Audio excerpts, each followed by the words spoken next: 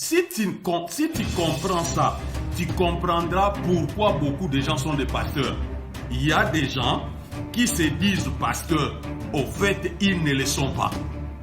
Ils ne le sont pas. Seulement l'Église, à un moment donné, avait positionné les pasteurs comme étant les ministères les plus élevés de l'Église. Du coup, toute personne qui était appelée par Dieu, ou toute personne qui allait faire l'école théologique ou l'école biblique, ou si c'est quelle école, à la sortie, on l'établissait pasteur. Voilà pourquoi j'ai dit le rôle du pasteur est semblable à celle de l'évangéliste, à celle du docteur, à celle du prophète. C'est prendre les chrétiens quelque part de l'état d'enfant et de les amener dans leur destinée. Et j'avais dit, la destinée de l'église, ce n'est pas le mariage, ce n'est pas le boulot, ce n'est pas l'argent, ce n'est pas le voyage. Oh frère, tu vas entrer dans ta destinée, tu vas te marier, bêtise. Voilà pourquoi Paul dit dans Ephésiens chapitre 3 verset 2, il dit que si vous savez la dispensation de la grâce qui m'a été donnée pour vous. Cela veut dire quoi? La grâce vient de Dieu, mais passe par l'homme. Alors, le rôle du pasteur, ce n'est pas qu'il soit le seul qui est là en train de faire tout dans l'église, les champions, les pasteurs est partout. Donc, si le pasteur ne dit pas quelque chose, les choses ne vont pas se faire. Si le pasteur ne dit pas quelque chose, on ne va pas suivre les gens. Si le pasteur ne dit pas quelque chose, on va pas nourrir les autres, parce que le pasteur lui-même travaille pour garder les autres ignorants. Comment si tu travailles pour garder les autres ignorants, pour qu'on te voit plus grand, plus élevé? Ça c'est l'esprit de nicolaïtes.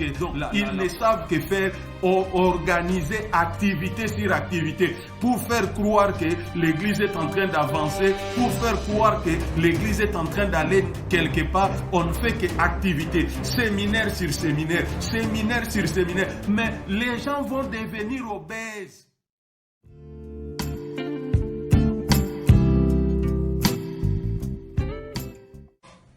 Nous sommes dans la série des 5 dons du ministère.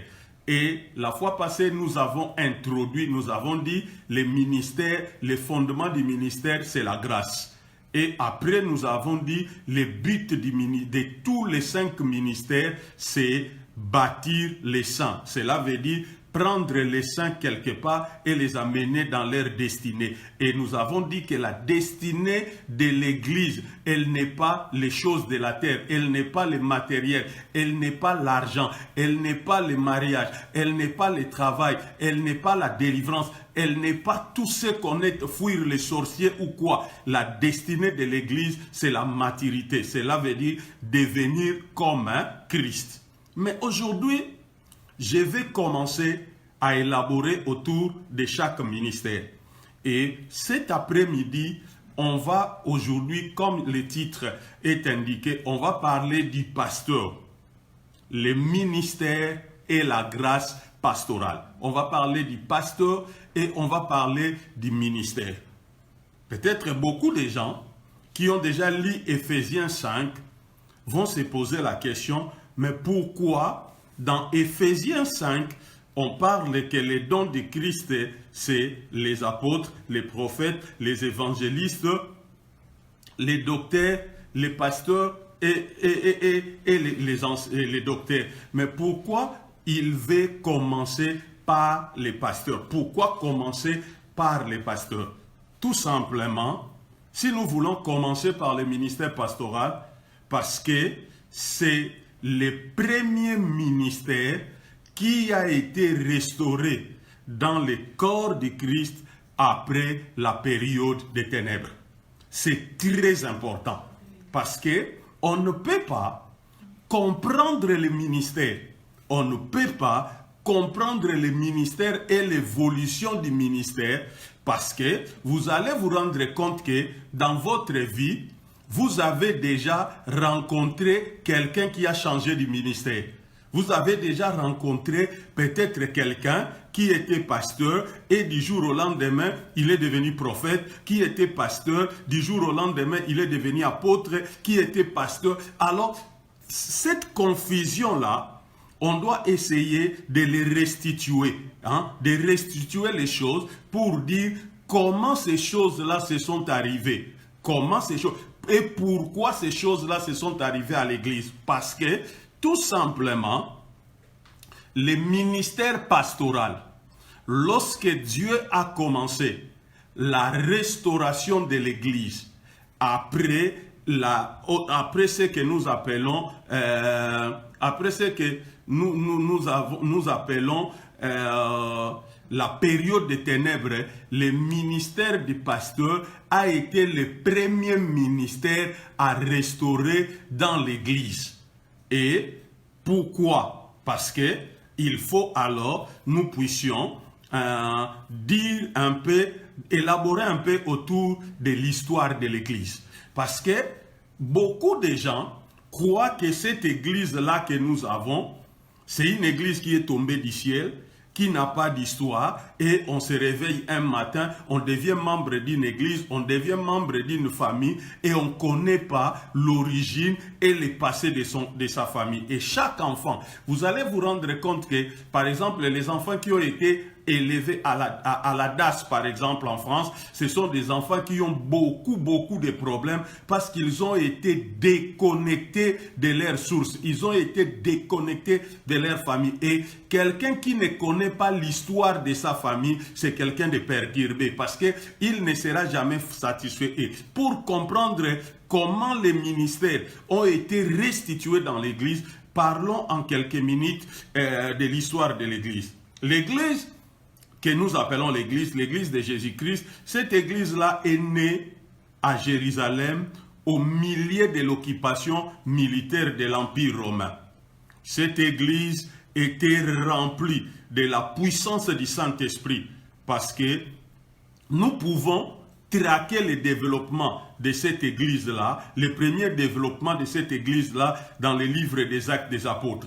Lorsque nous lisons le livre des Actes des Apôtres, nous voyons déjà comment l'Église a commencé au milieu de l'occupation militaire romaine. L'Église va commencer elle était remplie de la puissance du Saint-Esprit. Quand tu lis le livre des Actes des Apôtres, tu verras la naissance de l'Église, les jours de la Pentecôte. Pierre se lève, il prêche, il y a des gens qui sont convertis, la communauté commence. Et nous voyons comment cette communauté a évolué dans tout sous la puissance du Saint-Esprit, parce que les livres des Actes des Apôtres, normalement, devaient être les livres des actes du Saint-Esprit par les apôtres, parce que ce n'étaient pas les apôtres qui faisaient des miracles, mais c'était le Saint-Esprit au travers. Maintenant, cette église-là qui a commencé à Jérusalem, après la mort de Jésus, nous sommes à l'an 33. Cette église-là qui a commencé, cette église-là a bougé dans la grâce.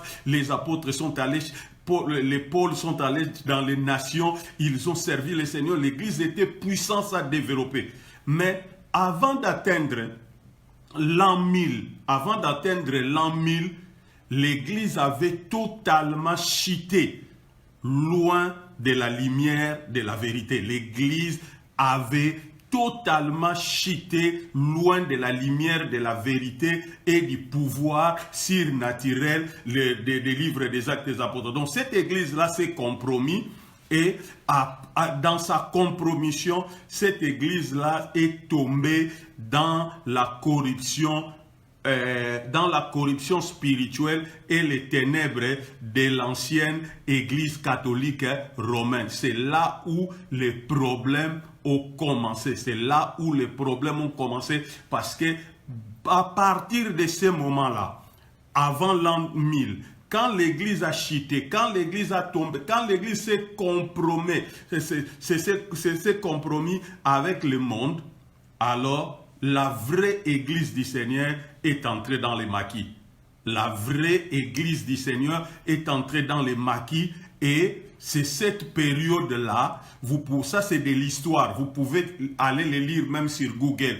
Et c'est parce que les pasteurs, les apôtres, les serviteurs de Dieu n'aiment pas lire. Ça, c'est ce que je suis en train de dire, c'est de l'histoire, vous pouvez les voir même sur Google. Et on dit, cette période-là s'appelle l'âge des ténèbres. Maintenant, on dit pendant 500 ans, donc à partir de l'an 1000, pendant 500 ans, les ténèbres ont régné et il y avait seulement de temps en temps une certaine lueur. Il y avait un homme qui pouvait se lever, on le tue. Il y avait un homme qui pouvait se lever, on le tue. Il y avait un certain homme qui pouvait se lever pour amener la parole, on le tue. Mais Dieu est resté fidèle à sa parole. Dieu est resté fidèle à sa parole lorsque les temps ont été accomplis. Les temps de Dieu ont été accomplis. Dieu a commencé à activer des voix prophétiques pour restaurer l'Église. Pourquoi? Parce que lorsque les Romains, les Romains, les mouvements catholiques romains ont récupéré l'Église, la première des choses qu'ils ont fait, voilà pourquoi j'ai commencé par là. La première des choses qu'ils ont fait, ils ont mis dehors les ministères. Ils ont mis dehors les ministères, ils ont mis en place des cardinaux, des évêques, des papes et des prêtres. Donc, ils ont mis dehors les ministères. Alors, en mettant dehors les ministères, au fait, ils ont tué l'Église. Pourquoi? Parce que l'Église, c'est le ministère. Parce que c'est le ministère qui bâtit l'Église. C'est le ministère qui perfectionne les saints. C'est le ministère qui amène les saints à la maturité. Maintenant, j'étais en train de dire, pendant cette période de ténèbres, il y a eu quelques lueurs d'espoir, de vérité qui s'est levée. Et quand quelqu'un s'est levé et contredisait, on l'exécutait. Quelqu'un s'est levé, contredisait, on l'abattait. Quelqu'un s'est levé, on l'abattait. Maintenant, on est quelque part vers les 13e, 12e et les 13e siècle, 12e, 13e, 14e siècle.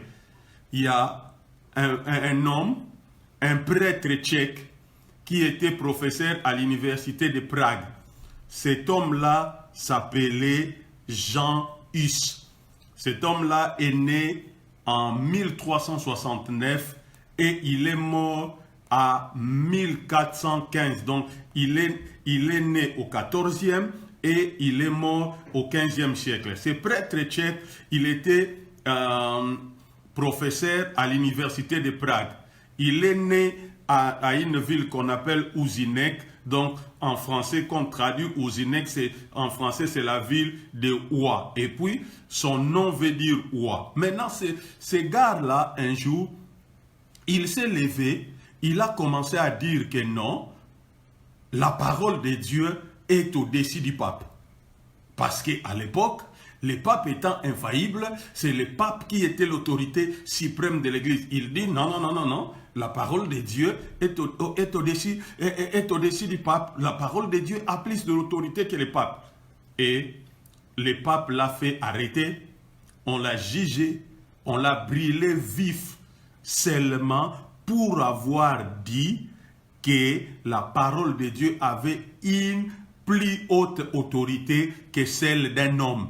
Parce qu'on ne peut pas dire qu'un humain était infaillible et qu'un humain pouvait faire de la parole de Dieu ce qu'il veut. Voilà pourquoi ils ont fait des conciles et des conciles et des conciles. Et dans ces conciles-là, les évêques se réunissaient et mettaient plus en place des dogmes que la doctrine. Mettaient plus en place des dogmes, des dogmes, des dogmes, des dogmes qui a vraiment embrouillé et falsifié l'Église qu'on avait. Maintenant, cet homme-là, on l'a jugé et on l'a brûlé vif. On l'a brûlé vif. Maintenant, pendant qu'on était en train de brûler cet homme-là, il a prophétisé. Cet homme-là, il a prophétisé. Il a dit ceci.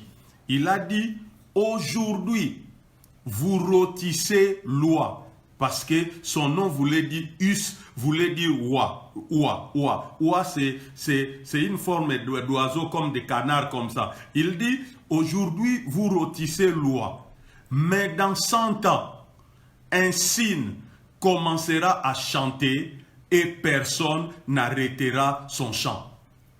Bien-aimé, quelqu'un qu'on condamne, qui est en train de mourir, mais pendant qu'on est en train de le brûler bref, Ça, c'est l'église que nous voulons. Ça, c'est des hommes que nous voulons. Qu'au milieu de la persécution, au milieu des attaques, au milieu des crises, ils n'abandonnent pas. On dit, pendant qu'on était en train de les brûler vifs, il a prophétisé. Il a dit, aujourd'hui, vous rôtissez l'oie, mais dans 100 ans, un signe, un autre oiseau, un signe commencera à chanter et personne n'arrêtera son chant.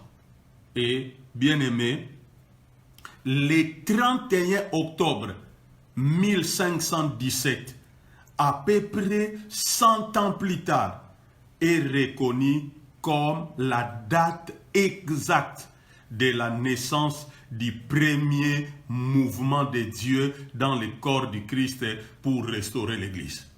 Cet homme-là, on était en train de le tuer, mais il a pris une balle. Il a pris une balle, une parole, il a lancé dans l'avenir. Il dit aujourd'hui, vous rôtissez l'oie, mais dans 100 ans, donc ça veut dire que, bien aimé, quelqu'un est en train d'être tué, mais il voit 100 ans dans l'avenir, il voit dans l'esprit, il dit 100 ans après ce que vous êtes en train de faire aujourd'hui, quelqu'un se lèvera, il commencera à chanter et personne ne pourra l'arrêter. Et cet homme-là, dont Jan Hus parlait, il parlait de Martin Luther. Abigail, pas Martin Luther King, Martin Luther. Martin Luther King, c'est un Américain. Martin Luther, c'est un Allemand. Martin Luther, parce que Martin Luther, ce jour-là, le 31 octobre 1517, il va accrocher 95 thèses sur la porte de la cathédrale de Wittenberg en Allemagne. Cela veut dire que la prophétie de Jan Hus s'est accomplie. Oui, Pasteur Michaud, la force d'une parole prophétique. Voilà pourquoi l'Église a besoin de vrais prophètes. Voilà pourquoi l'Église a besoin des hommes et des femmes qui savent naviguer en esprit. Pas des hommes qui amènent des blablabla ou des troubadours, qui ne disent rien. On dit, cet homme, la date du 31, de Martin Luther a accroché ces 95 thèses. Dans ces 95 thèses, qu'est-ce qu'il était en train de dire? Il était en train de dire que non, j'ai lu la parole de Dieu et dans la parole de Dieu, j'ai trouvé 95 choses disant que ce que l'Église est en train d'enseigner est fausse. Il a trouvé 95 thèses, 95 pour les Français, disant que ce que l'Église était enseigné et était en train d'enseigner était faux. Maintenant, en ces temps-là, les papes, qu'est-ce que les papes faisaient? Il envoyait des agents à travers l'Europe avec des boîtes pour aller collecter l'or. Pourquoi? Parce que à l'époque, avant Martin Luther, à l'époque, il prêchait les salis par les œuvres. La plus grande escroquerie mondiale, c'est les salis par les œuvres. Cela veut dire quoi? Cela veut dire que non, si vous, aussi longtemps que vous donnez l'argent à l'église, vos péchés sont pardonnés. Donc, c'est-à-dire, quand tu prends seulement l'argent et que tu mets dans le panier des offrandes, tes péchés sont pardonnés. Maintenant, les gens qui étaient riches payaient même en avance les péchés qu'ils n'avaient pas commis.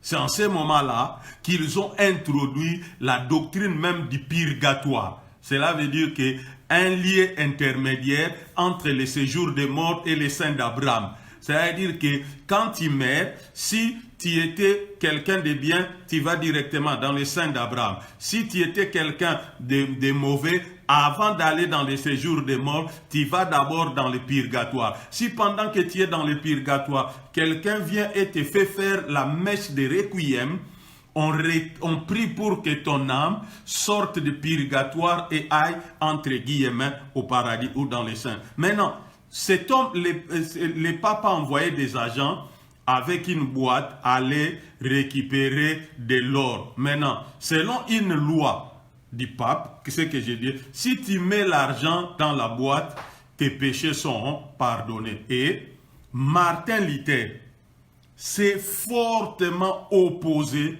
et a condamné les plans du pape. Et sa protestation a occasionné un mouvement appelé le mouvement protestant. Et c'est au travers de ce mouvement-là que pour la première fois, un ministère a été ramené dans l'Église. Et ce ministère-là, c'est ce qu'on appelle les ministères pastoral ou la grâce du pasteur. Et on va se rendre compte que à chaque mouvement de Dieu, Dieu a restauré un ministère. Vous verrez que non, il a restauré les pasteurs et les docteurs au XVIe siècle. Il a restauré les évangélistes au début du XXe siècle avec le mouvement pentecôtiste.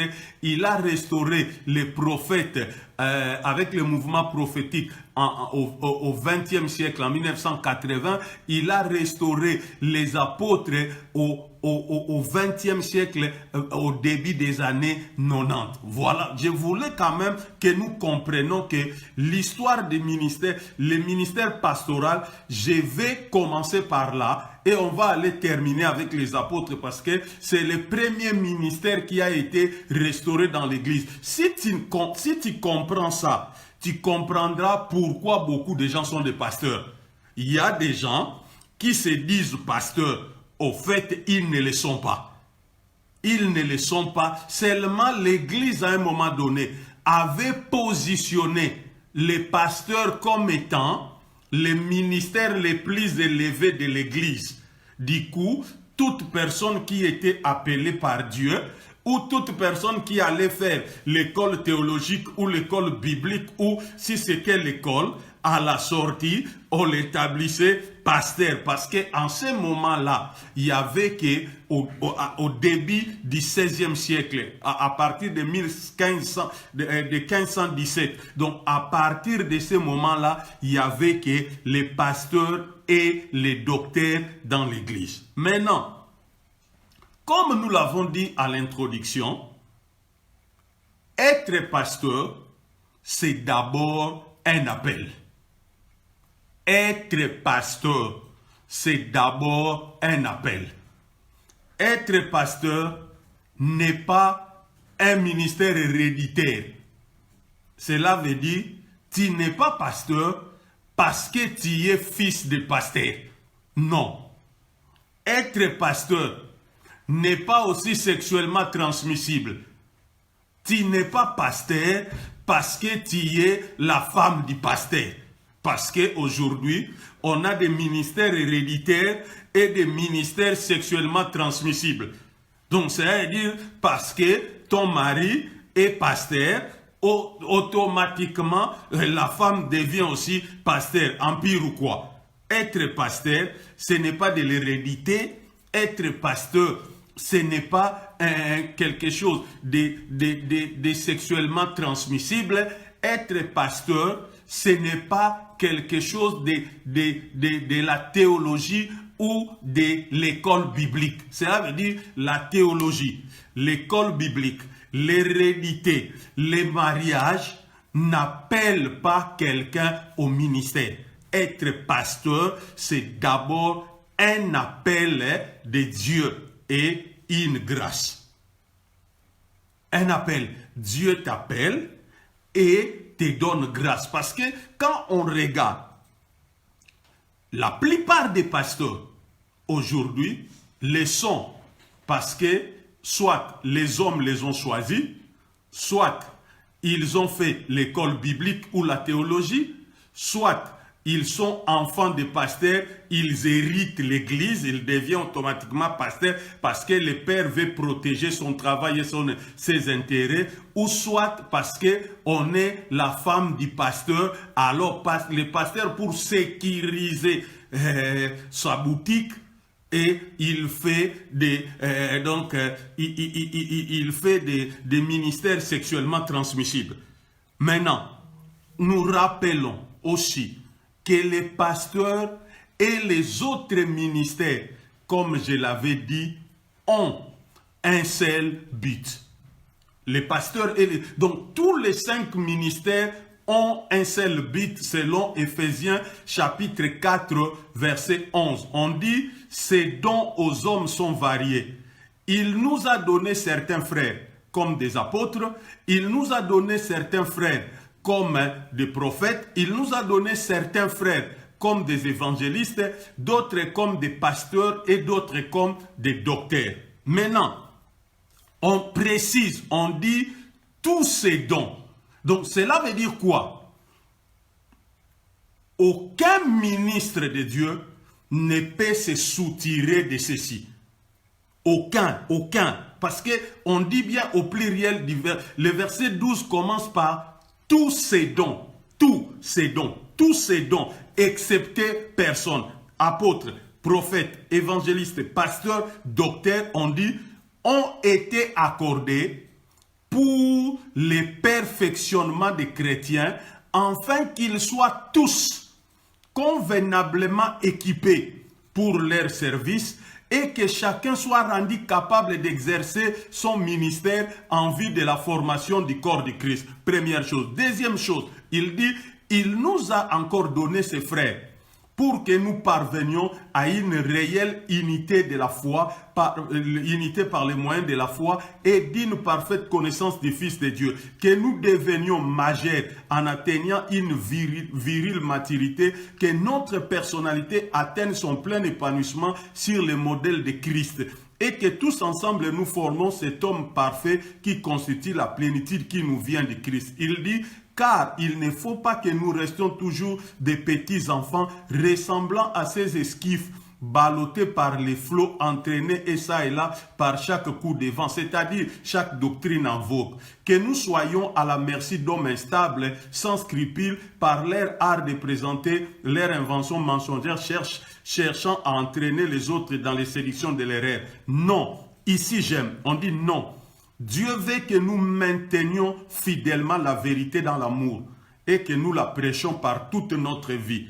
Ainsi, nous entrerons dans une communion toujours plus intime avec celui qui est la tête de l'Église, le Christ vivant. Il dit, nous grandirons vers lui à tous égards jusqu'à ce que nous grandirons jusqu'à ce que, le terme ici c'est jusqu'à ce que, donc jusqu'à ce que veut dire qu'il y a un standard, jusqu'à ce que veut dire qu'il y a une position, jusqu'à ce que veut dire qu'il y a une destinée. Voilà pourquoi j'ai dit le rôle du pasteur est semblable à celle de l'évangéliste, à celle du docteur, à celle du prophète, c'est prendre les chrétiens quelque part de l'état d'enfant et de les amener dans leur destinée. Et j'avais dit, la destinée de l'église, ce n'est pas le mariage, ce n'est pas le boulot, ce n'est pas l'argent, ce n'est pas le voyage.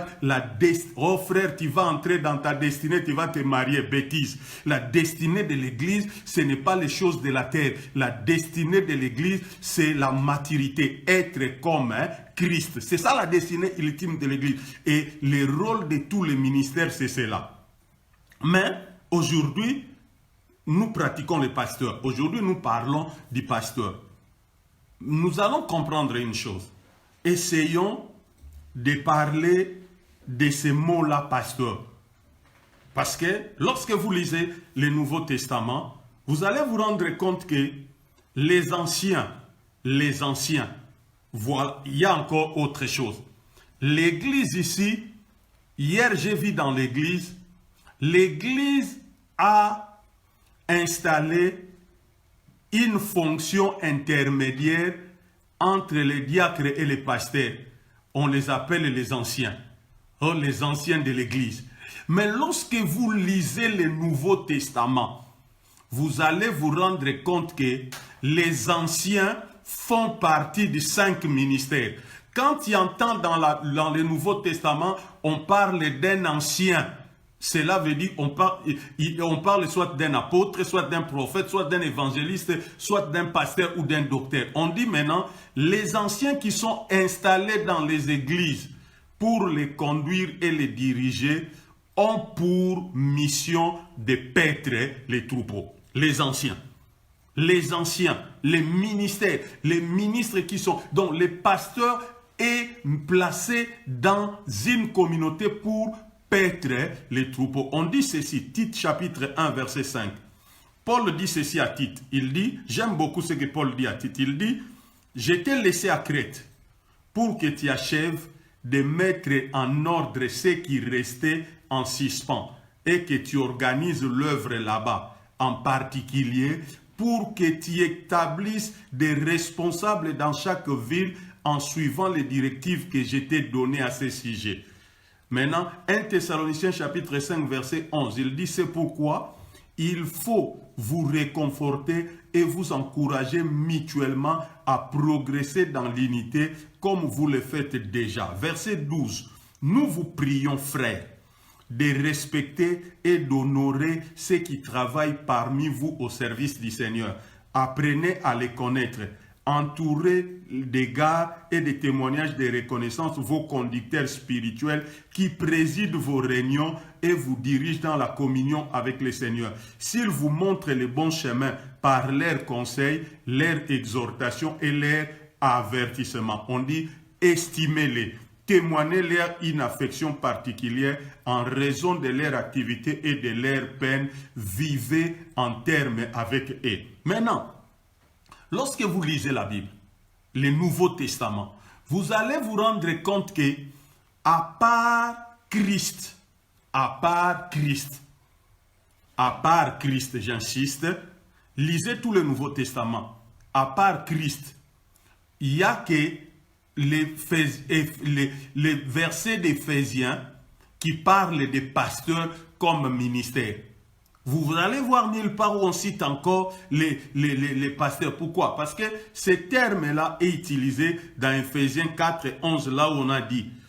Paul déclare clairement que l'un des dons donnés par Christ est celui des bergers ou des pasteurs. Paul le clarifie. Il dit, parmi les 5 dons, il y a un des dons qui est le don de pasteur. Et vous ne devez pas oublier que non, à l'introduction, nous avons dit que les 5 ministères gouvernementaux du Christ, de l'Église, sont l'onction qui était dans Christ lorsqu'il opérait sur la terre. Lorsqu'il était sur la terre, Christ était un apôtre. Hébreu le dit. Christ était prophète, la femme samaritaine l'a reconnu. Christ était un berger, lui-même il s'est appelé le bon berger. Dans Jean 10, Christ était un évangéliste, Christ était un enseignant. Maintenant, quand il est remonté, il a pris cette grâce, il a pris cette onction, il a libéré dans l'église. Une partie de l'onction de Christ s'appelle l'onction pastorale. Une partie de l'onction de Christ s'appelle l'onction évangélistique. Une partie de l'onction de Christ s'appelle l'onction prophétique. Une partie de l'onction de Christ s'appelle l'onction doctorale. Et une partie de l'onction de Christ s'appelle l'onction apostolique. Maintenant, les pasteurs, j'ai dit, a le même but dans l'église que tous les autres. Cela veut dire perfectionner les saints, amener les saints à l'unité de la foi, amener les saints à être capables à exercer leur ministère pour la formation du corps de Christ, amener les saints à la connaissance du Fils de Dieu, amener les saints à la maturité. Mais les rôles sont différents. L'apôtre n'a pas le même rôle que le pasteur. Le pasteur n'a pas le même rôle que l'évangéliste. Maintenant, le rôle du pasteur, c'est quoi? Si le pasteur, en tant que berger, nourrit, guide et prend soin, son rôle ne se limite pas seulement à cela. Les pasteurs, si le pasteur, en tant que berger, guide, prend soin, nourrit le peuple, cela ne se limite pas qu'à ça. Moi, je trouve que le plus grand rôle du pasteur, c'est de déverser l'onction ou la dimension pastorale qui est dans sa vie, afin de permettre à l'Église et que l'Église soit à mesure de reproduire, de se nourrir, de se guider et de se prendre en charge mutuellement. Ça, c'est la dimension pastorale. Si vous voulez comprendre une église où il y a un vrai pasteur, vous comprendrez ça dans ça. Cela veut dire que les pasteurs doivent libérer dans l'église la grâce. Donc voilà pourquoi quand le pasteur doit prier, il doit prier pour activer la grâce qui est dans sa vie. Parce que la Bible nous dit, tout ce que nous avons reçu de Dieu, nous pouvons les donner. Nous pouvons les donner, peut être donné et doit être donné. Voilà pourquoi Paul dit dans Éphésiens chapitre 3 verset 2, il dit que si vous savez la dispensation de la grâce qui m'a été donnée pour vous. Cela veut dire quoi? La grâce vient de Dieu, mais passe par l'homme. Alors, le rôle du pasteur, ce n'est pas qu'il soit le seul qui est là en train de faire tout dans l'église, les champions, les pasteurs est partout. Donc, si le pasteur ne dit pas quelque chose, les choses ne vont pas se faire. Si le pasteur ne dit pas quelque chose, on ne va pas suivre les gens. Si le pasteur ne dit pas quelque chose, on ne va pas nourrir les autres. Parce que le pasteur lui-même travaille pour garder les autres ignorants. Comment si tu travailles pour garder les autres ignorants, pour qu'on te voit plus grand, plus élevé? Ça, c'est l'esprit des Nicolaïtes que Paul dit, que Jean dit dans Apocalypse. Ça veut dire qu'il dit à l'église d'Éphèse, il dit, vous combattez l'esprit des Nicolaïtes, l'esprit que j'ai, l'esprit où les pasteurs font un effort d'être là et laisser les gens en bas pour qu'il se met sur un piédestal au lieu de prendre les gens et de la mener là où il est. Paul dit, vous avez certainement entendu parler de la mission que Dieu dans ma grâce m'a confiée pour vous. La grâce a été confiée pour vous. Donc cela veut dire que le plus grand rôle du pasteur, c'est prendre la dîme pendant qu'il est en train de nourrir, pendant qu'il est en train de prendre soin, pendant qu'il est en train de guider. Mais son plus grand rôle, c'est il peut dire, il peut être content seulement. Un pasteur peut tressaillir comme Jésus seulement lorsque la grâce qui a été en lui a été téléchargée dans la vie des saints qui sont sous sa responsabilité. Et c'est ce que Jésus a fait. Lorsque vous regardez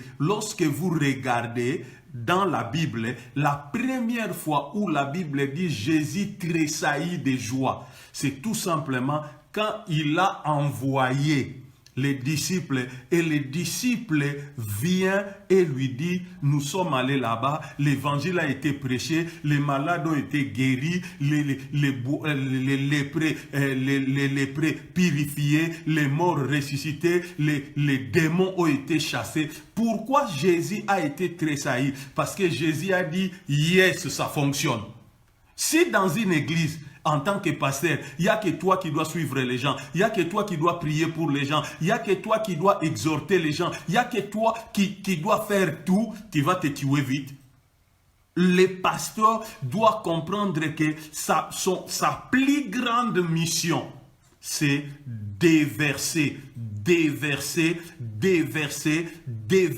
Pas le protocole exagéré. Déverser la grâce qui est dans sa vie, dans la vie des autres, afin de produire des hommes comme lui. Parce que si l'Église commence à se prendre en charge et que chacun peut prendre charge, le pasteur n'aura pas de problème. C'est ce que Jéthro dit à Moïse. Jéthro dit à Moïse, il dit, Moïse, Dieu est avec toi, mais tu es un mauvais berger.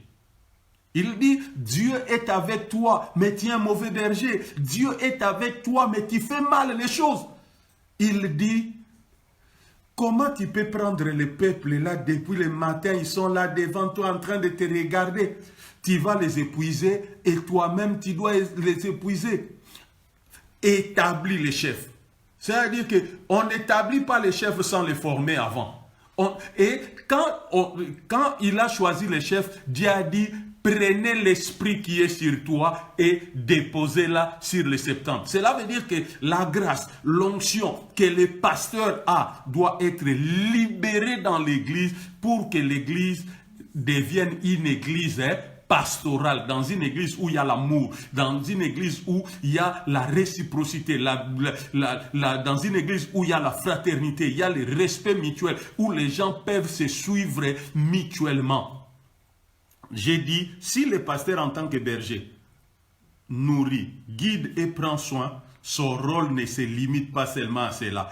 Il doit déverser la grâce ou la dimension pastorale qui est dans sa vie, afin que les membres de l'église soient à mesure de reproduire la dimension pastorale. Le problème, c'est qu'il ne fait pas des gens des pasteurs, mais il se reproduit, il se duplique dans les gens. C'est-à-dire que les gens, il fait que les gens qui sont là puissent faire les mêmes choses que lui. C'est se nourrir mutuellement, se guider mutuellement, se prendre en charge mutuellement. Et pour que les pasteurs arrivent à cela, il y a certaines qualités précises qui doivent être visibles dans la vie du pasteur. Pour que le pasteur arrive là, il y a certaines qualités qui doivent être vues dans la vie du pasteur. Et parce que on a vu que Jésus est notre modèle par excellence, on va aller regarder dans la vie de Jésus, dans le livre de Jean. Vous pouvez lire tous les chapitres, vous pouvez lire du 1er au 18e verset, le livre de Jean chapitre 10. Vous pouvez lire du 1er au 18e verset. Jésus comme berger, comme on dit, Jésus comme pasteur est le modèle par excellence pour un pasteur. Jésus est le modèle par excellence. Cela veut dire que nos modèles, on peut avoir des modèles humains, parce qu'eux-mêmes sont imitatifs. Parce que Pierre-Paul l'a dit, imitez-moi, venez à mon école, parce que moi-même j'ai été à l'école du Christ, parce que moi-même je suis en train de reproduire Christ. Donc si vous me voyez faire, je suis en train de faire comme Christ. Mais Jésus, comme bon berger, il est le modèle par excellence pour un pasteur. Maintenant, on va regarder dans la vie de Jésus, comment Jésus a fonctionné comme pasteur. Cela veut dire quoi? Un pasteur doit connaître chaque brebis. Un pasteur doit connaître chaque brebis par son nom. Il doit être capable de diriger la communauté, car les saints doivent connaître sa voix et le suivre. Un pasteur doit connaître tout le monde. Il ne doit pas connaître que ceux qui donnent l'argent. Il ne doit pas connaître que ceux qui ont des moyens. Il ne doit pas connaître que ceux qui sont dans son entourage. Un pasteur doit connaître chaque brebis par son nom. Même si tu as une église de milliers de personnes, si tu agis, tu structures bien la communauté comme Moïse l'a dit à Aaron, tu connaîtras les gens par intermédiaire, parce que les rapports monteront vers toi et tu sauras comment connaître tout le monde. Jésus dit ceci, il dit, moi je suis le bon berger, je connais ceux qui m'appartiennent et tous ceux qui sont miens me connaissent. Un pasteur doit connaître tout le monde. J'ai fait un effort, moi j'ai fait un effort, même les enfants qui ont moins de 5 ans dans Charis, je connais leurs noms. Si vous m'entendez quand je prie, je cite les noms, il y a peut-être entre Amestis et Elias que je me mêle les pinceaux souvent. Je dis les frères d'Amétis ou les frères d'Elias. Mais souvent quand je prie, je cite les noms de quelqu'un pendant les cultes, je prie, je suis en train de citer les noms de quelqu'un un à un, même ceux qui ne sont pas là. Ça, c'est un pasteur. Un pasteur, ça c'est un pasteur. Parce que sinon, il n'est pas pasteur, il est autre chose. Parce que Jésus est le bon modèle. Il dit, un pasteur doit, parce qu'il dit, moi je suis le bon berger, je connais ceux qui m'appartiennent et tous ceux qui sont miens me connaissent. Donc cela veut dire quoi? Un pasteur ne doit pas avoir l'esprit de Nicolaïte. Un pasteur ne doit pas avoir un esprit de Nicolaïte, un esprit de protocole exagéré. Cela veut dire qu'il y a des gens qui répondent sur son téléphone. Non, un pasteur doit, même s'il va recevoir 1000 coups de fil, il doit les recevoir, il doit répondre à son téléphone. Donc un pasteur doit être accessible parce qu'il sait son travail, c'est son rôle. Il doit être accessible à tout moment et par tout le monde. Parce qu'on dit, Jésus a dit, moi je suis le bon berger, je connais ceux qui m'appartiennent et tous ceux qui sont miens. Donc ça veut dire que si tu n'as pas ces qualités-là, tu n'as qu'un don. Tu n'as qu'un don, tu n'as qu'un don. Un pasteur doit connaître chaque brebis. Donc ça veut dire que tu l'appelles, tu dis, hey, ça va Emmanuel, oui, c'est le pasteur, dis-moi, tu as bien dormi, ça s'est passé. Ce n'est pas le titre. Un pasteur doit comprendre qu'il doit connaître chaque brebis. Et deuxième chose, on regarde le modèle de Jésus d'abord. On dit, il doit être à mesure de conduire les saints vers la nourriture et vers le fleuve de l'esprit. Un pasteur doit être à mesure de nourrir les saints. Cela veut dire qu'il ne doit pas avoir une crise alimentaire dans une église locale où il y a un pasteur. Non, non, non. Il ne doit pas. Les gens doivent être bien nourris. Mais aujourd'hui, qu'est-ce qu'on rencontre? Regardez pendant la crise. Regardez ce que les gens prêchent. Donc, c'est le même poulet là qu'on a commencé à manger depuis le début du mois. Hein? C'est le même matéia. C'est le même message.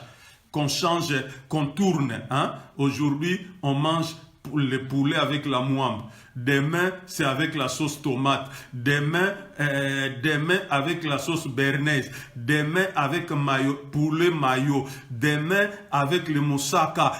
Après, on revient encore poulet à la tomate ou bernaise. Donc, c'est le même poulet là qu'on mange tous les jours, mais on ne fait que changer de sauce, quoi. On ne fait que changer de sauce. Donc, voilà, les gens n'avancent pas, les gens ne sont pas bien nourris. Voilà pourquoi, dans nos églises, beaucoup de chrétiens souffrent de la malnutrition.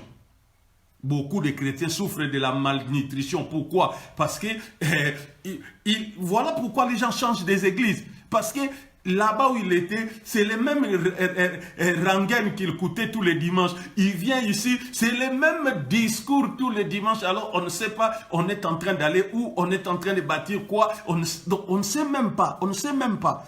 Un pasteur doit être à mesure de conduire les saints vers la nourriture et vers le fleuve. Les gens doivent sortir de l'église chaque dimanche désaltérés. Ça veut dire que les gens viennent au culte, ils sortent empuissancés, ils sortent ressourcés. Pourquoi? Parce qu'ils ont un berger qui travaille, un berger qui tient compte de son ministère. Regardez ce que le verset 9 de Jean 10 dit. Il dit...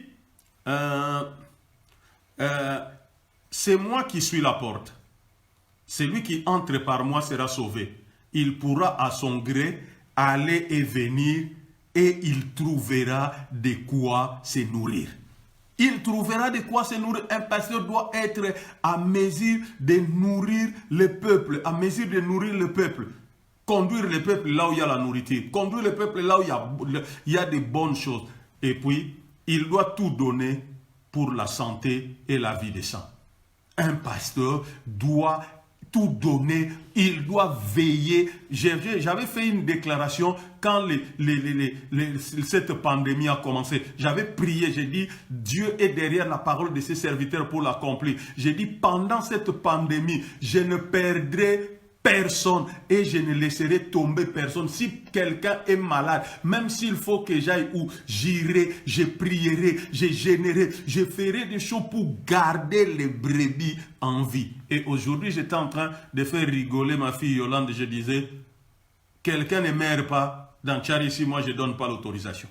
Quelqu'un, tu ne mourras pas. Parce qu'on dit la vie et la mort est dans le pouvoir de la langue. Personne ne meurt pas. Si le pasteur doit être, il doit donner tout pour que les brebis soient en bonne santé, spirituelle et physiquement. Jean dit, je veux que tu prospères et que tu sois en bonne santé comme prospère l'état de ton âme. Donc la prospérité physique est liée à la prospérité de l'âme. Quand tu es spirituellement stable, quand tu es spirituellement bâti, physiquement tu es bien. Il doit être capable. Regardez ce que Jésus dit au verset 11 de Jean 10. Il dit, je suis le bon berger.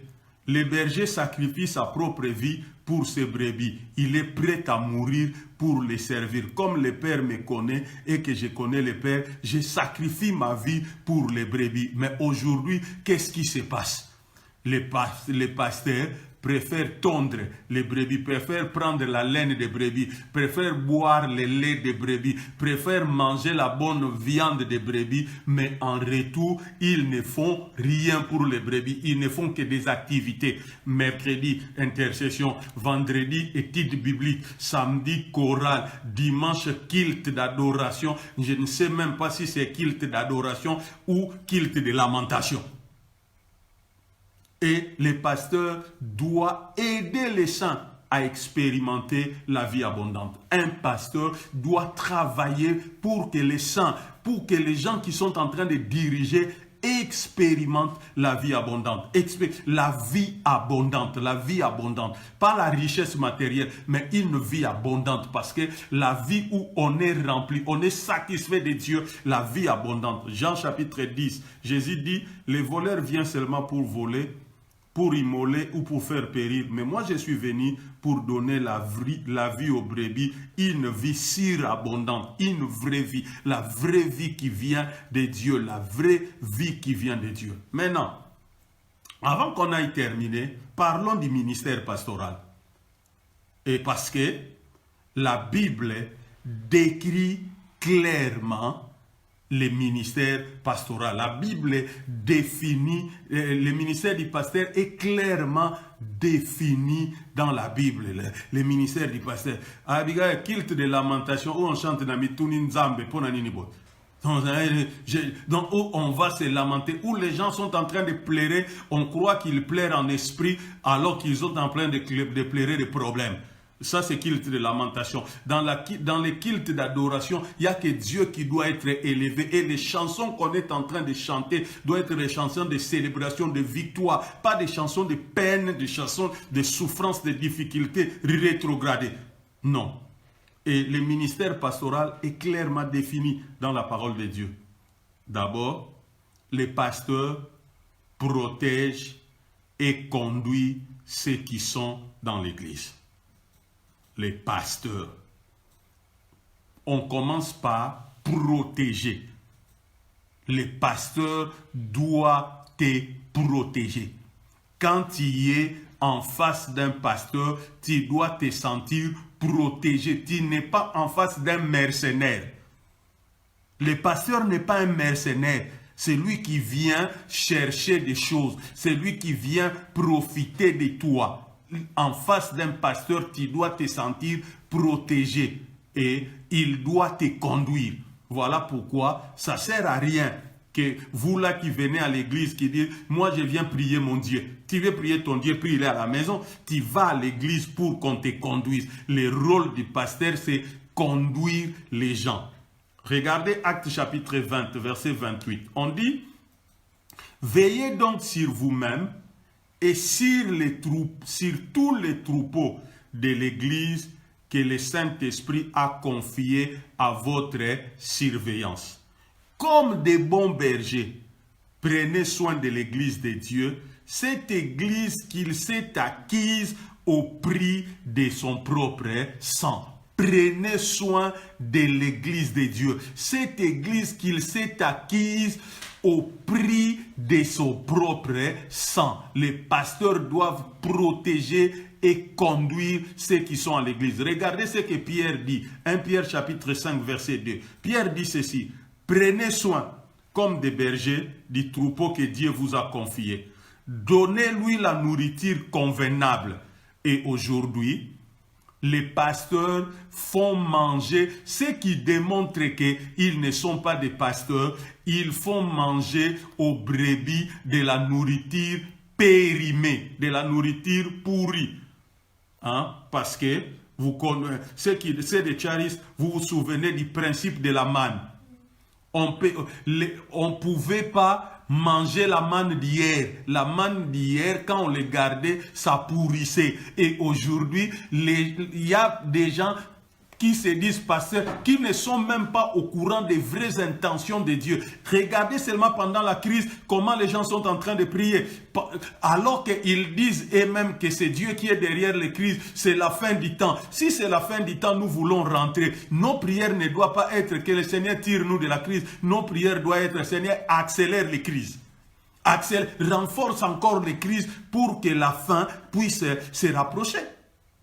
Les pasteurs, on dit, donnez-lui de la nourriture convenable.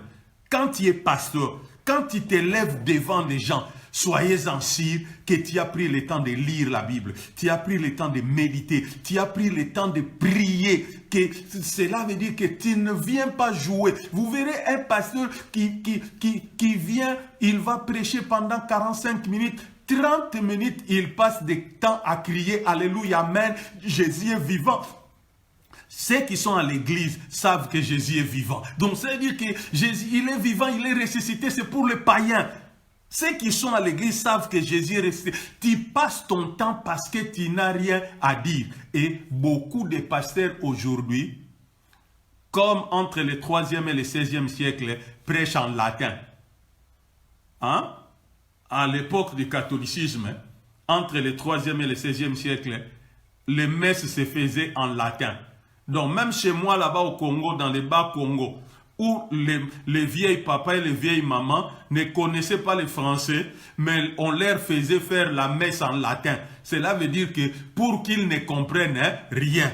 Et aujourd'hui, beaucoup de pasteurs prêchent en latin. C'est-à-dire qu'il prêche des choses que lui seul comprend. Donc, c'est-à-dire que quand quelqu'un sort de l'église, c'est non élaboré, c'est des cris qui n'amènent nulle part. Quand quelqu'un sort de l'église, vous lui posez la question, c'était comment? Il commence à gratter la tête parce qu'il n'a rien retenu, parce qu'il n'a rien compris. Il dit, prenez soin, comme des bergers du troupeau que Dieu vous a confié, donnez-leur la nourriture convenable. Veillez sur lui. Veillez sur lui, non par devoir et à contre-cœur, mais de plein gré et avec les ailes que Dieu désire. Dévouez-vous à votre ministère. Hein? Dévouez-vous. Si tu veux comprendre que celui-là c'est un pasteur, regarde son dévouement. Pas son dévouement dans les activités. Parce qu'il y a des pasteurs qui sont dévoués dans les activités, mais qui sont nuls dans la prise en charge des brebis. Ils sont nuls. Donc, ils ne savent que faire, organiser activité sur activité pour faire croire que l'église est en train d'avancer, pour faire croire que l'église est en train d'aller quelque part. On ne fait que activité, séminaire sur séminaire, séminaire sur séminaire. Mais les gens vont devenir obèses. Les gens vont mettre des structures pour essayer de canaliser la parole dans la vie des gens. Dévouez-vous à votre ministère. Votre ministère, c'est prendre soin des gens, c'est nourrir les gens, c'est guider les gens et puis impacter la grâce pastorale qui est sur toi dans la vie des gens. Votre ministère, ce n'est pas organiser des activités. Bien aimé, le ministère, ce n'est pas organiser séminaire sur séminaire. Le ministère, ce n'est pas organiser concert sur concert. On organise des séminaires et des concerts parce qu'on a besoin d'une grâce qu'on n'a pas à la maison. On invite cette grâce pour que cette grâce vienne télécharger quelque chose que nous n'avons pas pour booster. Non, on n'invite pas. On n'invite pas. Non. Prenez en charge les gens. Nourrissez les gens. Guidez les gens, nourrissez les gens, guidez les gens, prenez soin des gens, pas faire des activités, pas remplir des gens des activités, chaque mois séminaire, chaque semaine séminaire. C'est-à-dire qu'on ne sait pas au fait, et le ministère pastoral, ce n'est pas le ministère aussi de prière. Les pasteurs doivent être capables de protéger et de conduire les gens. Capables. On dit ceci, verset 3 de 1 Pierre 5. Ne cherchez pas à dominer sur ceux qui ont été confiés à vos soins. Ne cherchez pas à dominer. Un pasteur n'est pas un tyran. Un pasteur, c'est un père. Un pasteur n'est pas un tyran. Ne cherchez pas à dominer. Quand tu parles avec les gens, tu peux user de l'autorité. Mais, bien aimé, je vous dis, j'étais en train de dire à quelqu'un dans Charlie, je dis, la seule chose où je sais que moi j'ai une grâce venant de Dieu, hein, en toute humilité, que c'est une grâce, c'est que les gens continuent à m'aimer avec la façon dont je parle avec les gens. Parce que il y a des fois, moi-même, quand je rentre chez moi, je me pose la question, est-ce que c'est moi qui ai... Quand j'écoute les enseignants, je dis, est-ce que c'est moi qui ai dit ça? Pourquoi? Parce que je ne suis pas un tyran. Je sais balancer. Les gens peuvent voir la dureté de mes paroles, mais peuvent voir aussi l'amour avec lequel je dis ces choses-là. Peuvent voir l'état de mon cœur. Pourquoi je suis dur avec les gens? Parce que je veux seulement leur bien et mon bien. Parce que si les gens sont bien, moi je serai bien. On dit, n'exercez pas un pouvoir autoritaire. Hein? Tes collaborateurs ne sont pas tes enfants. Tes collaborateurs ne sont pas tes coursiers. Non, ce sont des collaborateurs et tu dois les traiter à juste valeur. N'exercez pas un pouvoir autoritaire. Efforcez-vous de devenir le modèle de votre troupeau. Un pasteur doit être un modèle. Un pasteur doit être modèle. Tu veux que dans l'église, les gens soient toujours à temps, venez toujours à temps. Tu veux que dans l'église, les gens donnent l'argent, donnez toujours l'argent. Tu veux que dans l'église, les gens prient toujours. Tu veux que dans l'église, les gens s'aiment. Aime les gens. Les pasteurs, les pasteurs doivent être des modèles. Un pasteur ne doit pas être un icône négatif. Ne doit pas être un icône négatif. Un pasteur doit être un icône positif. Cela veut dire que même si tu es rigué, mais c'est par amour, c'est ton cœur que tu es en train de déverser parce que tu veux le bien les gens. Et puis on dit alors, quand le chef des bergers apparaîtra, le pasteur n'est pas le chef de l'église. Si tu veux connaître qui est un pasteur, le pasteur n'est pas le chef de l'église. Au-dessus du pasteur, il y a quelqu'un. Et le pasteur doit toujours le répéter, que non, ici c'est Dieu, ici c'est Christ. Le pasteur n'est pas... Quand tu vois un pasteur se conduire comme le boss, il n'est pas pasteur. Le pasteur, on dit, alors quand le chef des bergers apparaîtra, vous recevrez la couronne de gloire qui ne se flétrira jamais. Le pasteur doit être à mesure de protéger et de conduire ceux qui sont dans l'église. Le pasteur doit donner aux gens la nourriture nécessaire. Doit donner aux gens la nourriture. Je l'avais dit par rapport au Christ. Doit donner aux gens la nourriture nécessaire. Regardez 1 Pierre chapitre 5. Pierre dit ceci. Prenez soin comme des bergers du troupeau que Dieu vous a confié. Donnez-lui la nourriture convenable. Veillez sur lui, non par devoir et à contre-cœur. Il y a des pasteurs qui sont déjà fatigués de leur ministère. Il a commencé l'église parce qu'il croyait qu'il va s'enrichir. Maintenant, l'église là, depuis qu'il a commencé, il n'a même pas 15 membres.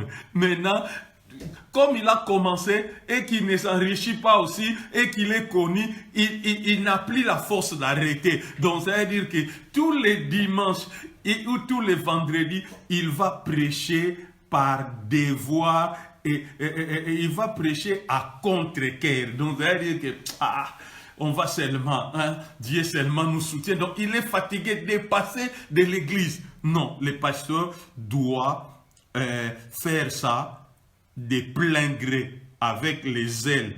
Il doit être dévoué à son ministère. non en vue d'un profit matériel, mais avec amour et désintéressement. Regardez Jérémie chapitre 23, verset 4. Il dit, « Je placerai à leur tête des bergers qui prendront soin d'elles. Elles ne connaîtront plus la peur. Elles ne seront plus effrayées. Et plus aucune d'elles ne sera manquante, déclare l'Éternel. » Cela veut dire quoi?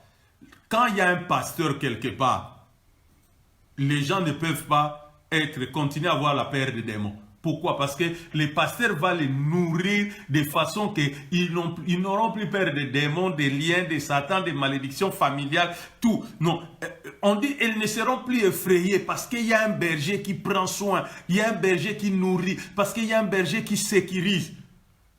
Et on dit, aucun d'elles ne sera manquante parce que le pasteur verra que personne ne puisse se perdre. Et Ézéchiel chapitre 34, verset 3, on dit, vous mangez la graisse, vous vous habillez de la laine, vous abattez les bêtes d'audit, mais vous ne prenez pas soin des brebis. Et dans le ministère pastoral, les pasteurs doivent visiter, les pasteurs doivent encourager, les pasteurs doivent fortifier, et le pasteur doit continuer à conduire les membres.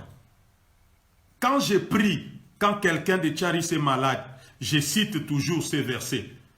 Jacques 16, on dit, Jacques 5, 14, on dit, est-il malade? Tout le monde qui a été malade dans Charis, qui m'a entendu prier, quand je prie, je cite toujours ces versets de Jacques 5, 14. Ça, c'est le rôle du pasteur. Il dit, est-il malade? Donc, si un membre est malade, qu'il appelle les responsables de l'église. Ceux-ci prieront pour lui après lui avoir fait une onction d'huile au nom du Seigneur. Les anciens de l'église, leur rôle, c'est aussi ça. Et puis, les pasteurs, le ministère pastoral, il doit aussi se lever contre l'hérésie. Le pasteur ne doit pas amener n'importe qui venir prêcher. Non, il doit se lever contre les hérésies. Il doit protéger les brebis contre les hérésies. Regardez la fausse doctrine. Regardez Acte 20, 29. Il dit, je ne me fais pas d'illusion. Dès que je ne serai plus là, des loups féroces se glisseront parmi vous. Et ils seront sans pitié pour les troupeaux. De vos propres rangs surgiront des hommes qui essaieront de se faire des disciples personnels en employant un langage pervers. Très important. Un pasteur doit sécuriser les brebis, doit sécuriser les brebis. Et Tite chapitre 1, verset 9, Paul dit ceci à Tite, il dit, il est nécessaire, le pasteur, il doit qu'il soit fidèlement attaché à la vraie doctrine telle que lui a été enseignée et que sa prédication soit conforme à la parole authentique de Dieu. Cette parole claire, éprouvée, digne de toute notre confiance, alors il sera en mesure d'instruire dans la saine doctrine, d'exhorter, d'encourager par elle, de stimuler la foi de ses auditeurs, de réfuter les objections et de convaincre les contradicteurs. Ça, c'est le travail du pasteur. Le pasteur lui-même doit s'assurer que sa doctrine, son enseignement, elle est bonne pour lui permettre de réfuter les contradicteurs et de réfuter les objections. Et puis, le pasteur doit veiller à ce que tout se passe avec ordre et décence. Le pasteur doit veiller afin que tout se passe avec ordre et décence. Regardez ce que Paul dit dans 1 Corinthiens 14, 40. Il dit, mais que tout se fasse avec bienséance et avec ordre. Parce que Dieu n'est pas un Dieu de désordre.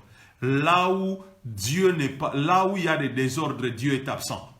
Là où il y a du désordre, Dieu est absent. Le pasteur doit être là pour veiller que tout se passe en ordre. Et le pasteur est un exemple pour le troupeau. Le pasteur doit être un exemple pour le troupeau. 1 Pierre chapitre 5 verset 3. Ne cherchez pas à dominer sur ceux qui ont été confiés à vos soins. N'exercez pas un pouvoir autoritaire. Efforcez-vous de devenir le modèle de votre troupeau. Le pasteur doit être un exemple. Et puis, pour terminer, le pasteur est responsable devant Dieu des membres de l'Église. Entendons-nous bien. Là, c'est là où je deviens radical. Les pasteurs et les responsables devant Dieu des membres de l'Église. Maintenant, toi tu sors aussi de quel village? Moi je sors aussi de quel village? On vient se rencontrer dans une église qu'on appelle, dans une communauté du royaume qu'on appelle Centre Charis Global. Non, non, non, non, non, ça ne va pas marcher. Je vais te dire, va faire ta vie privée ailleurs. Pourquoi? Parce que regardez ce que Hébreu dit. Hébreu dit ceci, Hébreu chapitre 13, verset 17. Obéissez à vos conducteurs. Acceptez leur autorité. Soumettez-vous à leur direction. On ne dit pas soumets-toi au pasteur. On dit soumets-toi à la direction qu'il est en train de te donner.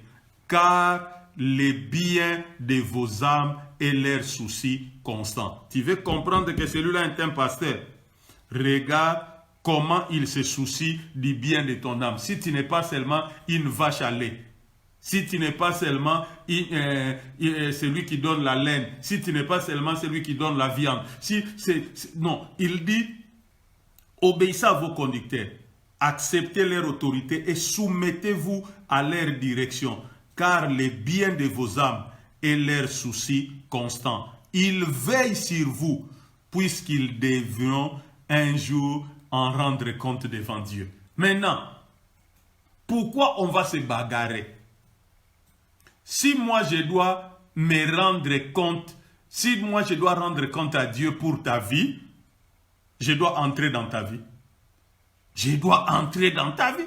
Je dois te dire ce que tu dois faire. Je dois te dire, le pasteur doit te dire ce que tu dois faire. Il doit te dire comment tu dois vivre.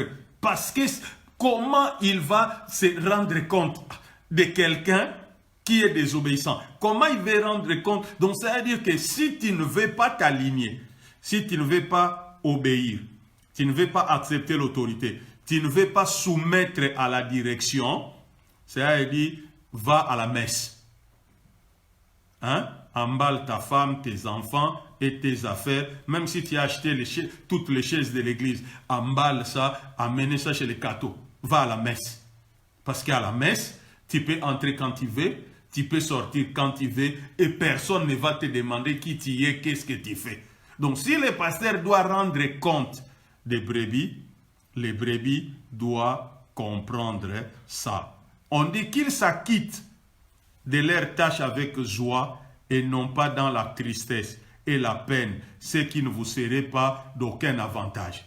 Conseil aux membres de l'église, il ne faut pas frustrer ton pasteur. Il ne faut pas frustrer ton pasteur.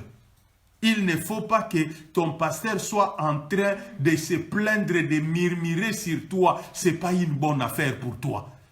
Si tu trouves vraiment que non, ça ne va pas. La meilleure des choses, la Bible dit, deux personnes ne peuvent pas aller ensemble s'ils ne s'entendent pas. Va le chercher, parle avec lui, prends ton chemin, qu'il reste faire ce qu'il est en train de faire. Parce que ce n'est pas dans ton intérêt faire murmurer ton pasteur ou faire frustrer ton pasteur. Ce n'est pas dans ton intérêt.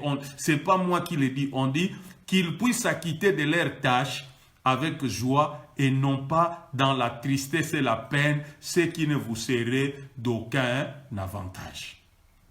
Et le mot de la fin, je dirais, le ministère pastoral existe parce que Jésus est le bon berger. Et il a été le modèle du pasteur. Il a libéré cette grâce dans les hommes, pasteurs, et les pasteurs doivent utiliser cette grâce et de les libérer dans l'Église. Voilà ce qu'on pouvait dire concernant les pasteurs. Je sais qu'il y a beaucoup de choses à dire, mais en 1h20, on ne peut pas dire ça. Donc, ça veut dire que même si on faisait un séminaire d'une semaine pour parler des pasteurs, on ne va pas terminer. Mais ce que le Seigneur nous a permis de dire, c'est ça d'abord. Et laisser la place au Saint-Esprit dans vos cœurs de continuer à vous ressourcer, à vous empuissancer et à vous faire du bien. Donc, nous sommes arrivés à la fin pour aujourd'hui. je demanderai tout simplement, s'il vous plaît, ne quitte pas cette interaction sans partager cette vidéo. J'espère que la vidéo vous a plu. N'hésitez pas à liker, commenter et partager, mais surtout, abonnez-vous à la chaîne.